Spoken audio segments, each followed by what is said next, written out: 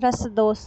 रसदोष है सप्तम अध्याय का विषय। सप्तम अध्याय नहीं, सॉरी, गलती से लिखा सप्तम उल्लास, क्योंकि काव्य प्रकाश उल्लासों में विभक्त है। तो काव्य प्रकाश के सप्तम उल्लास में यानी 7वें उल्लास में हमें रसदोष के बारे में पढ़ना है। वैसे तो सभी प्रकार के दोषों के बारे में वर्णन है कि किस प्रकार से पद दोष होते हैं या पद दोष कितने प्रकार के होते हैं, शब्द दोष, अर्थगत दोष, इस प्रकार के सारे जितने भी दोष होते हैं काव्य में वो किस किस के अंतर्गत आते हैं, कुछ रस दोषों के बारे में वर्णन है।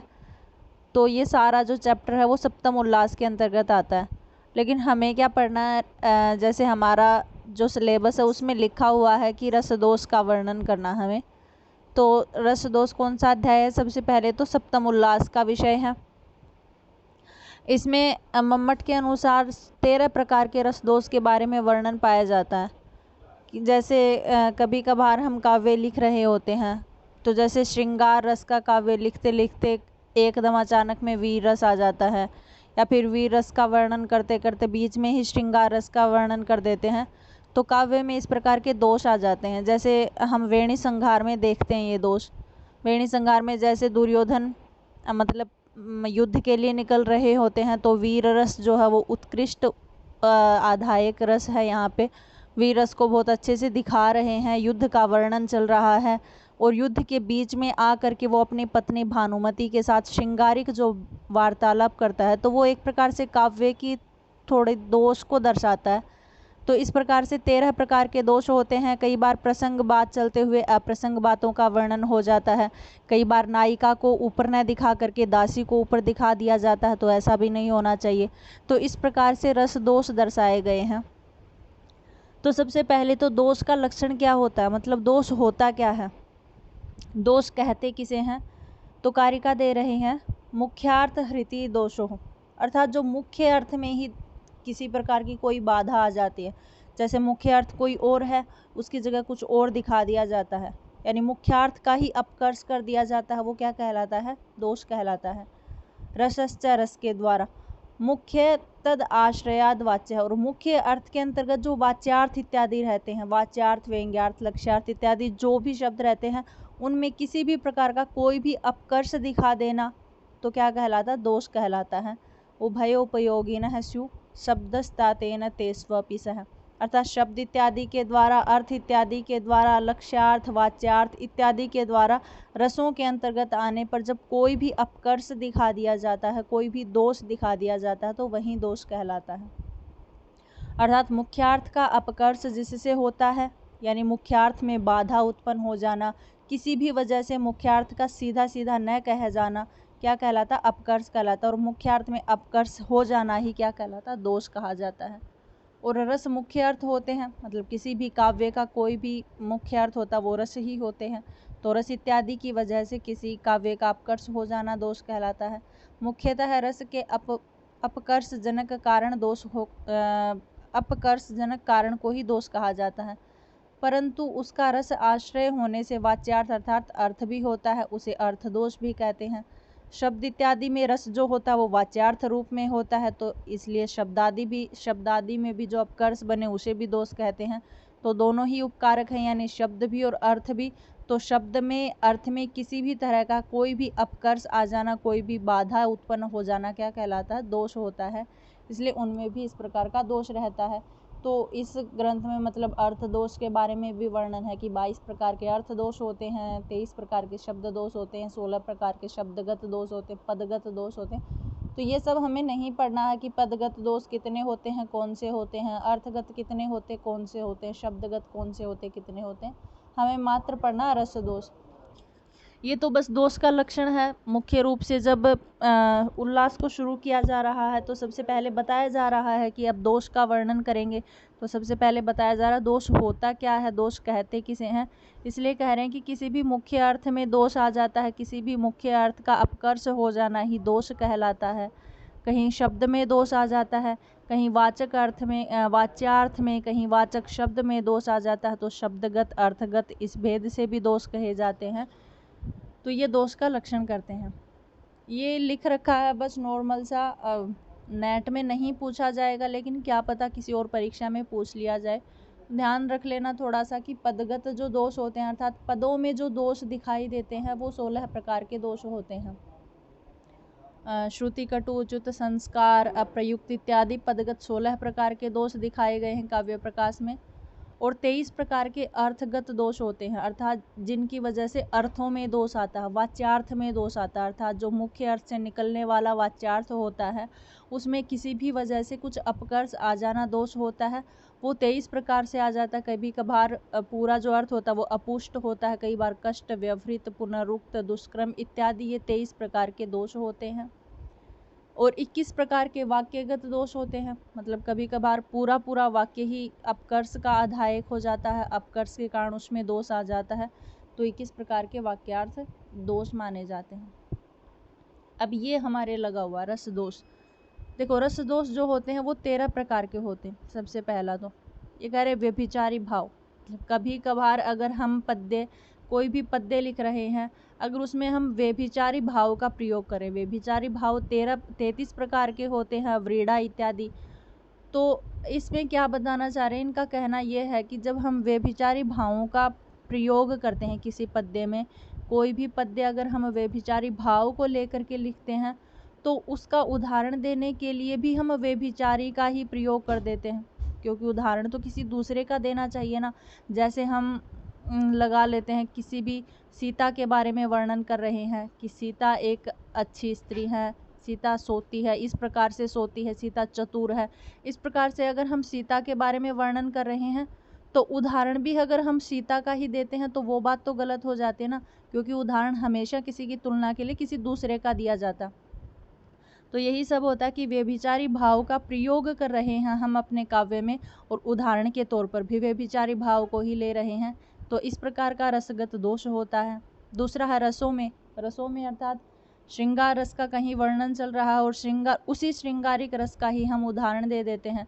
जैसे हम उत्तरराम अभिजान शाकुंतल है, अभिजान शाकुंतल में हम श्रृंगार रस का प्रयोग कर रहे हैं और अभिजान शाकुंतल का ही उदाहरण दे रहे हैं, तो वो भी ठीक नहीं होता, अर्थात वो भी एक प्रकार का काव्य में रसगत दोष हो जाता है। आगे तीसरा क्या कह रहे, स्थायी भावों का अपने वाचक शब्द के द्वारा ही कह जाना। स्थायी भाव जैसे 9 प्रकार के रस होते हैं और 9 ही प्रकार के स्थायी भाव होते हैं। तो श्रृंगार रस का जैसे रति इत्यादि स्थायी भाव होते हैं, हास इत्यादि स्थायी भाव होते हैं। तो जैसे रति का वर्णन कर रहे हैं और रति का ही उदाहरण दे रहे हैं, तो अर्थात स्थायी भावों का अपने ही वाचक के द्वारा यानी अपने ही उदाहरण के द्वारा कह देना भी एक प्रकार का दोष होता है। ऐसे ही अनुभावों का प्रयोग करते हैं, कहीं कहीं पद्य में अगर अनुभाव का प्रयोग कर रहे हैं और उसी अनुभाव के द्वारा ही उस पद्य का उदाहरण दे देना भी गलत होता है। ऐसे ही विभाव, ये सारे के सारे या प्रतिकूल विभाव आदि का ग्रहण कर लेना, ये सब क्या कहलाते हैं, रसगत दोष कहलाते हैं। सातवां क्या, ये सारे के सारे तो ऊपर वाले जो हैं वो इन्हीं के अंतर्गत हैं, अनुभाव, विभाव, स्थायी भाव, व्यभिचारी भाव इत्यादि के अंतर्गत हैं, तो ये एक जैसे ही हैं सारे। सातवां है देखो, रस की बार बार दीप्ति कराना, मतलब एक रस चल रहा है तो उसको बार बार दर्शाने की ज़रूरत नहीं है कि एक बार श्रृंगार रस अगर हम काव्य में प्रयोग कर रहे हैं तो नॉर्मली रूप से मान लेते हैं कि अंगिरस श्रृंगार रस है, लेकिन बार बार उसी रस को उत्कृष्ट विधा में लेते जाना, फिर से कुछ और कार्य में लग के फिर से उस श्रृंगार रस को ही ऊपर ले जाना, मतलब एक ही रस को बार बार प्रकाशित करना भी काव्य में दोष होता है। आठवां क्या कहते हैं कि रस का अनवसर ही विस्तार कर देना, मतलब कोई अवसर भी नहीं है किसी रस का, लेकिन फिर भी हम बार बार उसी रस को, जैसे अवसर किस चीज़ का, अवसर वीर रस का चल रहा है, उस अवसर के ऊपर अगर हम श्रृंगार रस का या हास्य रस का प्रयोग कर देते हैं तो वो भी काव्य में दोष आ जाता है। जैसे किसी की करुणता दिखाई जा रही है, कोई मतलब कि पूरी सभा अश्रु से विलीन हो रही है, आंसू बहा रही, उस बीच में अगर कोई हास्य रस का प्रयोग करता है तो ये काव्य में एक प्रकार का दोष कहलाता है। तो अनवसर अर्थात बिना अवसर के भी किसी भी रस का प्रयोग कर देना क्या कहलाता है, रस दोष कहलाता है। आगे कह रहे हैं अनवसर में विच्छेद कर देना, मतलब किसी रस का बहुत अच्छा अवसर चल रहा है लेकिन बिना किसी कारण के ही उस रस का विच्छेद कर देना।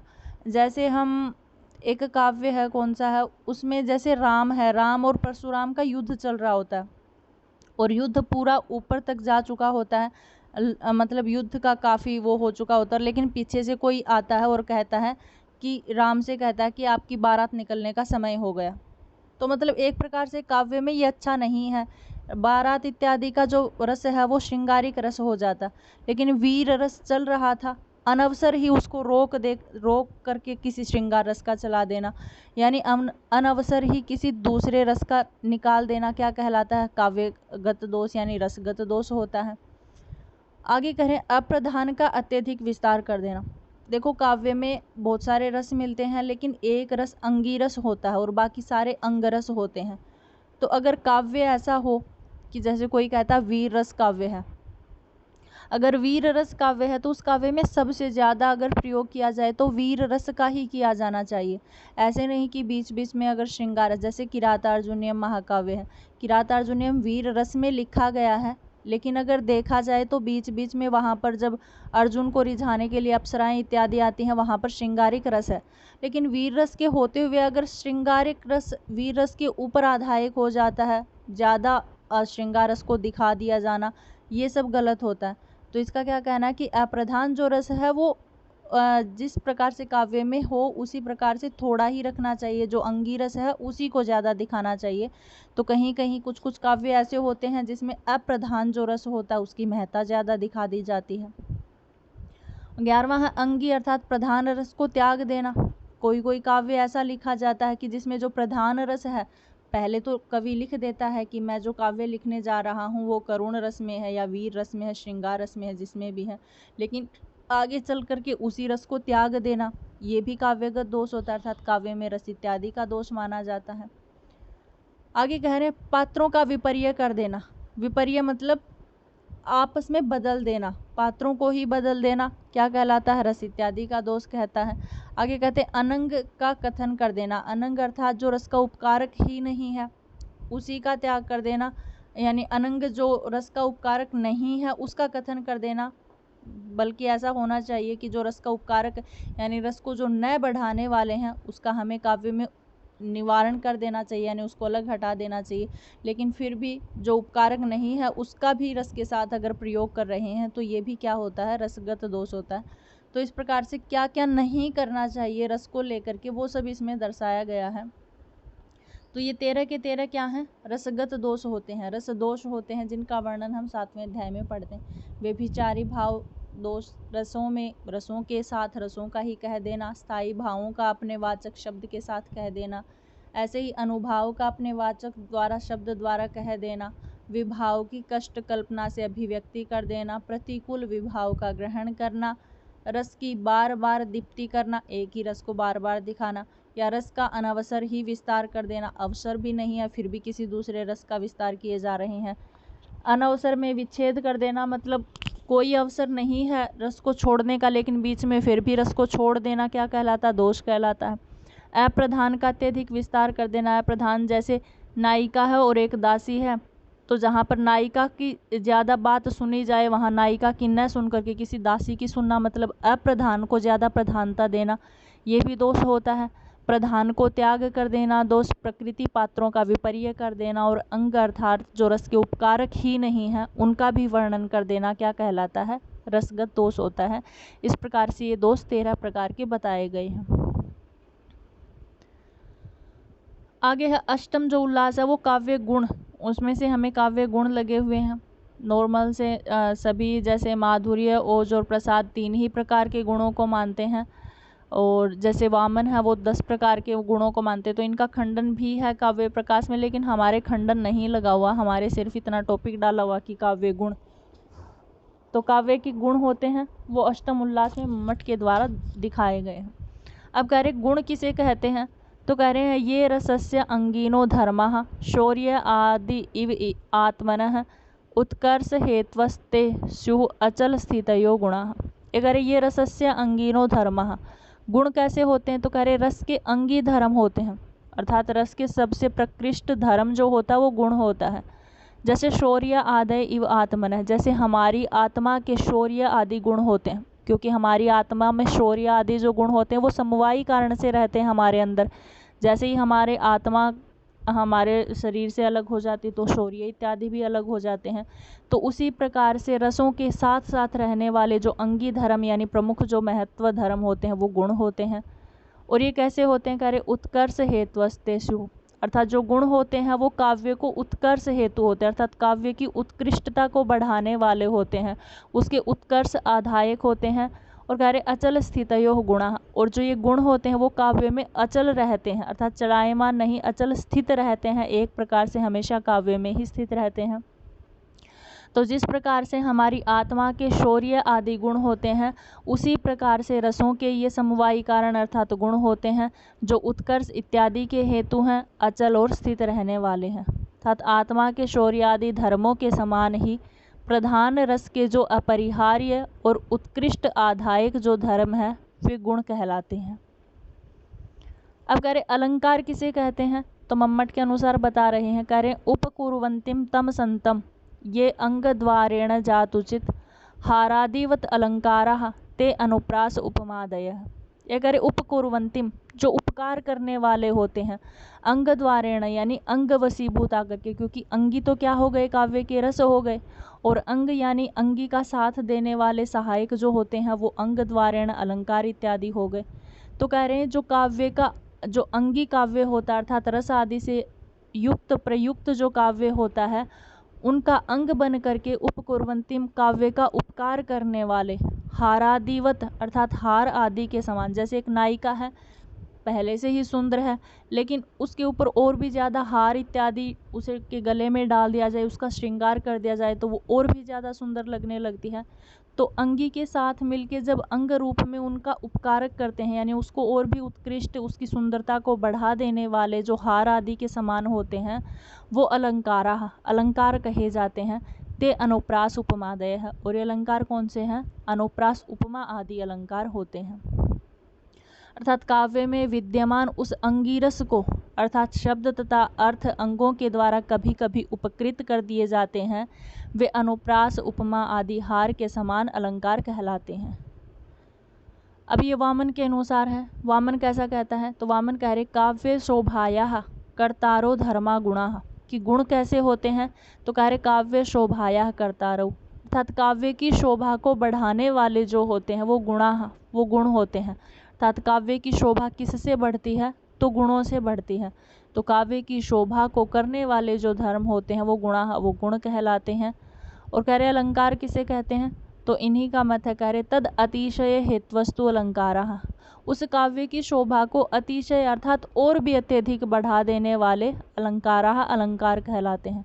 अर्थात गुणों से काव्य की शोभा तो बढ़ जाती है, लेकिन उस शोभा को और भी अत्यधिक अर्थात अतिशय हेतु अत्यधिक बढ़ा देने वाले जो हेतु होते हैं वो अलंकार कहे जाते हैं। अब काव्य में 3 प्रकार के गुण होते हैं, एक माधुर्य गुण है, एक ओज गुण है, और एक प्रसाद गुण है। माधुर्य गुण कैसा होता है, तो कह रहे हैं आह्लादकत्वं माधुर्य श्रृंगारे धृति कारणम करुणे विप्रलम्भे तत्शांते च अतिशय अन्वित। ये कह रहे आह्लादकत्वम अर्थात काव्य में जो आह्लादकता आती है, मतलब जो माधुर्यता आती है वो कैसा होता है, माधुर्य गुण होता है। जिस भी काव्य में श्रृंगार इत्यादि रस होता है और माधुर्यता होती है, जैसे अभिज्ञान शाकुंतल है। अभिज्ञान शाकुंतल एक श्रृंगारिक है और माधुर्य रूपी नाटक है, जिसको पढ़ने से आह्लादक अर्थात आनंद की प्राप्ति होती है। ऐसे ही बहुत सारे नाटक है जिनमें श्रृंगार रस मिलता है, शांत रस मिलता है, विप्रलम्भ, जैसे मेघदूत है। मेघदूत जो काव्य है उसमें क्या है, उसको पढ़ने से भी आह्लादकता अर्थात आनंद की प्राप्ति होती है, मधुरता मिलती है। तो ऐसे काव्य जो आह्लादक हों अर्थात दूसरे को अच्छे लगने वाले हों, वो माधुर्य गुण से युक्त होते हैं। जैसे श्रृंगारे धृति कारण अर्थात श्रृंगार रस में हमेशा माधुर्य गुण रहेगा। जहाँ किसी भी काव्य में श्रृंगार रस का प्रयोग मिलता है वहाँ निश्चय से ही माधुर्य गुण होता है। आगे कहा श्रृंगार से ज़्यादा करुण रस में मिलता है, मतलब जिस भी काव्य में करुण रस की प्रधानता होती है, जैसे उत्तर रामचरित है, उसमें भी निश्चयात्मक रूप से माधुर्य गुण मिलता है। और कहा करुण से भी ज़्यादा विप्रलम्भ श्रृंगार में, विप्रलम्भ अर्थात जिसमें नायक और नायिका का वियोग हो जाता है लेकिन मिलने की संभावना होती है, तो ऐसे को विप्रलम्भ कहते हैं।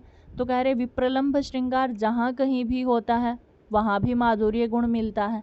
और कहा विप्रलम्भ से भी ज़्यादा शांते अर्थात जिस काव्य में शांत रस होता है, जैसे बुद्धचरित है, शांत रस से लिखा गया महाकाव्य है। तो कह रहे जिस भी काव्य में शांत रस होता है उसमें भी सबसे ज़्यादा माधुर्य गुण पाया जाता है। अतिशय अन्वित अर्थात ये चारों के चारों एक दूसरे से बढ़कर हैं। सबसे पहले श्रृंगार रस में माधुर्य गुण मिलता है, श्रृंगार से ज़्यादा करुण रस में माधुर्य गुण मिलता है, करुण से भी ज़्यादा विप्रलंभ जो श्रृंगार रस होता है उसमें माधुर्यता मिलती है, और विप्रलंभ से भी ज़्यादा शांत जो रस होता है उसमें माधुर्यता के गुण विद्यमान होते हैं। अर्थात चित्त को द्रवी भाव का कारण और श्रृंगार में रहने वाला जो आह्लादक स्वरूपत्व है वह माधुर्य नामक गुण कहलाता है। यह माधुर्य गुण सामान्यतः संभोग श्रृंगार में रहता है। सबसे सामान्यतः अगर देखा जाए तो संभोग श्रृंगार में रहता है। करुण, विप्रलंभ तथा शांत में वह अधिक यानी उत्तरोत्तर चमत्कारजनक होता है। जैसे पहले श्रृंगार रस में होता है उससे ज़्यादा ये करुण रस में मिलेगा, करुण से ज़्यादा विप्रलंभ में, और विप्रलंभ से ज़्यादा शांत रस में, अर्थात उत्तरोत्तर ये बढ़ता जाता है। अब माधुर्य रस के व्यंजक अर्थात माधुर्य रस को पहचानेंगे कैसे, तो उसके लिए कह रहे हैं कि मूर्धनी वर्गान्त्यगाः स्पर्शः अटवर्गाः रणौ लघु अवृत्ति मध्य वृत्तिर्वा माधुर्य घटना तथा। ये कह रहे मूर्धनी अर्थात अपने मूर्धा के ऊपर स्थित, वर्ग अंत्यगाः वर्ग के अंतिम वर्ण तक, वर्ग का अंतिम वर्ण जैसे यमगणनम होते हैं यहाँ तक, अर्थात प्रत्येक वर्ग के अंत तक, स्पर्शः जो स्पर्श वर्ण जिस भी पद्य में मिलते, स्पर्श यानी 25 वर्ण कुचु टु तुपु इत्यादि जो 25 वर्ण हैं वो सारे के सारे किसी भी पद्य में मिलते हों, लेकिन अटवर्गः टवर्ग को छोड़ करके, तो अगर टवर्ग को छोड़ेंगे तो 20 वर्ण बचेंगे क्योंकि टवर्ग पूरा ही छूट जाएगा। और आगे कहा रणौ लघु हो, लेकिन र और ण दोनों के दोनों अर्थात रकार और णकार दोनों के दोनों पद्य में लघु रूप से मिलने चाहिए। वृत्ति मध्य वृत्तिर्वा अर्थात छोटी छोटी वृत्तियों वाले, समास से बिल्कुल रहित वृत्तियों वाला माधुर्य घटना तथा माधुर्य गुण होता है। मतलब कहने का क्या मतलब है कि जिस भी पद्य में या जहाँ कहीं भी माधुर्य का प्रयोग हुआ है, माधुर्य वर्ग का प्रयोग हुआ है या माधुर्य गुण का प्रयोग हुआ है, अगर हमें नहीं पता लग रहा कि यहाँ माधुर्य है तो कैसे पहचानेंगे। कह रहे केवल मात्र ट वर्ग को छोड़ करके बाकी कोई भी स्पर्श वर्ण हो उसमें, या ट वर्ग में भी णकार को ग्रहण कर लिया गया, णकार और रकार भी अगर लघु के साथ प्रयोग होते हैं, और जिस काव्य में समास या तो होते ही नहीं है या समास छोटे छोटे होते, छोटे छोटे समासावली होती है, ऐसी रचना को माधुर्य गुण से कहा जाता है। अर्थात अपने सिर पर स्थित अपने अपने वर्ग के अंतिम वर्ण से युक्त ट वर्ग को छोड़ करके शेष स्पर्श वर्ण ह्रस्व रकार और णकार समास से रहित, या अगर समास है भी तो कैसे स्वल्प अर्थात छोटे छोटे समास वाली जो रचना होती है वो माधुर्य से व्यंजक होती है। आगे है ओज गुण। ओज गुण कैसा होता है, तो कह रहे दीप्त आत्मविस्तृत अर्थात जो दीप्तित कर देता है, प्रकाशित कर देता है। आत्मविस्तृति अर्थात हमारी आत्मा को, हमारे चित्त को, अर्थात हमारे चित्त का विस्तार कर देने वाला ओज गुण कहलाता है।